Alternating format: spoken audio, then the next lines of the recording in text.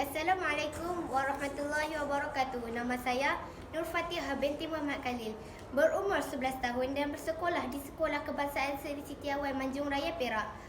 Buku yang saya pilih ialah merupakan salah satu karya agung iaitu bertajuk Hikayat Hang Tuah. Buku ini mempunyai 570 muka surat. Ditransliterasikan oleh Siti Hawa Saleh. Ia diterbitkan oleh Perpustakaan Negara Malaysia pada tahun 2012. Buku ini saya pinjam di Pusat Sumber Wadi Ilmi.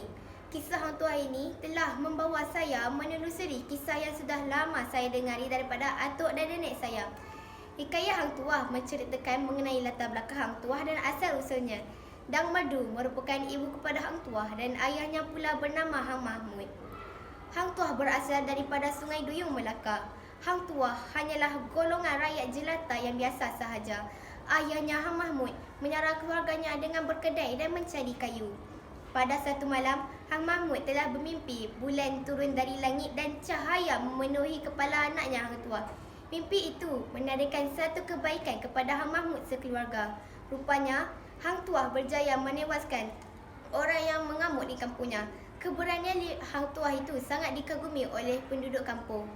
Hang Tuah telah bertemu beberapa kawan baru iaitu Hang Jebat, Hang Lekiu, Hang Lekir dan Hang Kasturi, dan mereka berguru dengan Sang Arya Putra di Bukit Pancasula.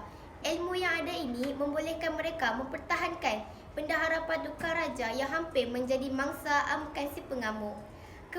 Keberanian lima bersahabat ini menyebabkan mereka dihadiahkan oleh bendahara itu sepersalinan pakaian dan melantik mereka menjadi petugas di istana. Selepas itu, Hang Tuah dijadikan orang kandang Melaka. Dia berkhidmat terus dengan Raja Melaka dengan mendapat gelar Laksamana Tun Tuah. Hang Tuah telah diutuskan ke Pahang bagi mendapatkan tuteja untuk dijadikan permaisuri Melaka, Sultan Melaka. Ketika Hang Tuah ke Pahang, Melur turun dari Gunung Ledang mencari Hang Tuah.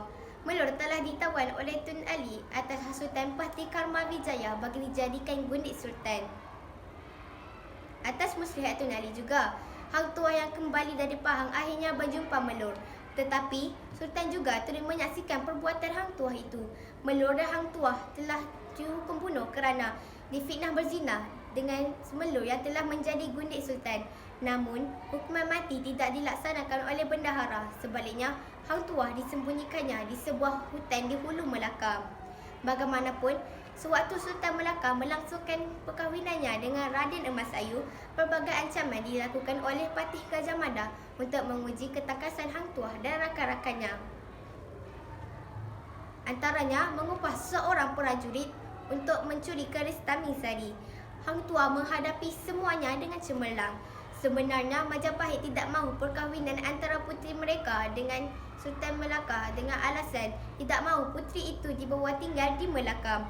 Cerita ini berakhir dengan zaman kejatuhan kota Melaka pada Puak Peringgi pada tahun 1511.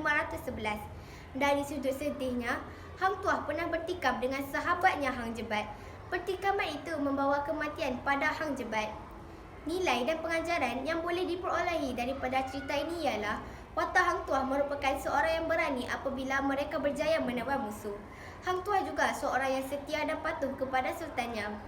Nilai persahabatan antara Hang Tuah dengan 5 sahabatnya juga perlu dicontohi kerana ia membawa nilai yang baik dalam masyarakat.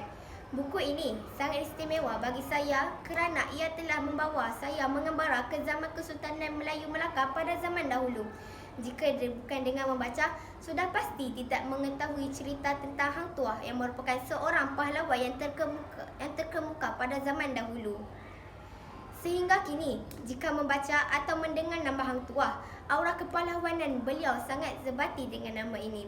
Perasaan saya ketika membaca buku ini ialah sangat teruja dan membuatkan perasaan ingin tahu apa yang akan terjadi seterusnya.